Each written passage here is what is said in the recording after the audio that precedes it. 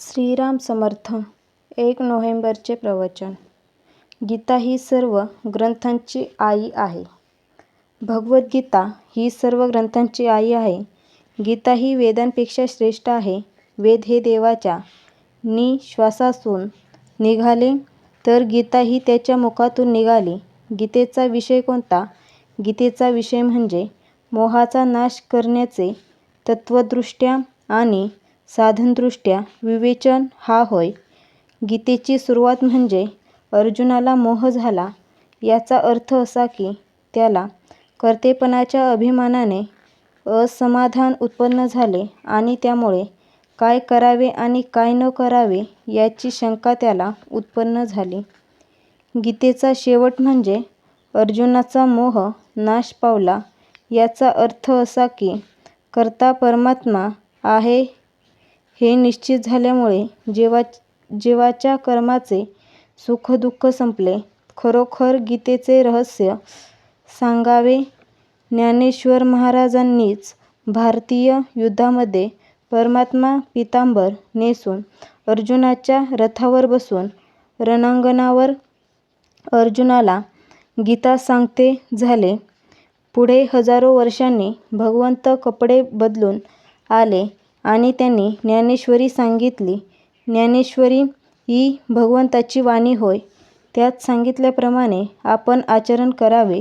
मी मागे आहे, तू पुढे चल, हेच भगवंतांनी आपणा सर्वांना सांगितले आहे. एखादी उपवर झालेली मुलगी जर आपल्या मैत्रिणीच्या लग्नाला गेली तर तो समारंभ पाहून तिच्या मनामध्ये स्वतःच्या लग्नाचे आणि त्यातल्या सोहळ्याचे विचार येतील. त्याचप्रमाणे आपण पोथी ऐकत असताना त्यामध्ये वर्णन केलेल्या अवस्था आपल्याला कशा येतील याचा विचार करावा. आत्मनिवेदन म्हणजे मी कोण आहे हे कळणे होय. प्रारब्धाच्या गतीने देहाला जी सुखदुःखे भोगावी लागतात त्यामध्ये आपण असल्यासारखे दिसावे पण खरे मात्र नसावे अशी लाचा खटला स्वतःचाच आहे असे समजून वकील कोर्टामध्ये भांडतो. पण खटल्याचा निकाल कसाही लागला तरी त्याचे सुखदुःख मानीत नाही. वरून मात्र अशिलाजवळ दुःख दाखवितो. अगदी असाच व्यवहार मी करतो. व्यवहार सत्य मानणाऱ्या लोकांत वावरायचे असेल तर बाहेरून त्यांच्यासारखे वागणे जरूर आहे. असे वागत असताना आपले भगवंताचे अनुसंधान चुकू न दिले ही व्यवहार हा खेळ बनतो.